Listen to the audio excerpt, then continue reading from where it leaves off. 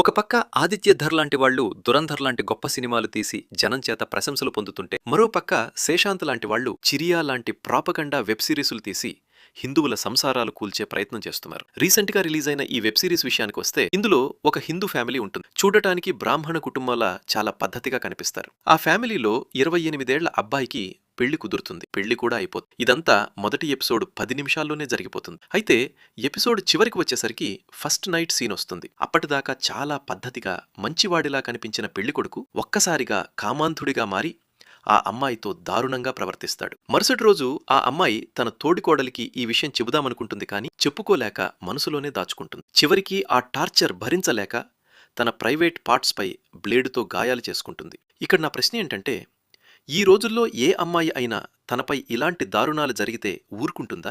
మాటకి మాట, దెబ్బకి దెబ్బ అని సమాధానం చెప్పే ఈ రోజుల్లో పెళ్లైన మొదటి రోజే భర్త అలా ప్రవర్తిస్తే ఏ ఆడదైనా మౌనంగా ఉంటుందా? అమ్మా నాన్నలకు చెప్పి విడాకులు తీసుకోవచ్చు, లేదా పోలీస్ కంప్లైంట్ ఇవ్వచ్చు.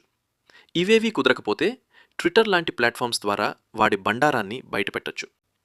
గతంలో మన హిందూ గుళ్ల మీద, మన మీద భౌతికంగా పరోక్షంగా దాడులు చేశారు. అయినా మనం వెనక్కి తగ్గలేదు. ఇప్పుడు చివరికి ఇలాంటి ప్రాపగండా వెబ్ సిరీస్ల ద్వారా హిందూ అబ్బాయిల మీద అమ్మాయిలకు లేనిపోని అనుమానాలు పుట్టిస్తున్నారు. దీనివల్ల భవిష్యత్తులో హిందూ అమ్మాయిలు అబ్బాయిలకు పెళ్లిళ్లు కాకుండా చేయడమే వీరి అసలు కుట్ర. పెళ్లిళ్లు కాకపోతే పిల్లలు పుట్టరు. దానివల్ల హిందూ జనాభా తగ్గిపోతుంది. అలా హిందువుల సంఖ్యను తగ్గించి ఈ దేశాన్ని కబ్జా చేయడమే వీళ్ల అసలు టార్గెట్.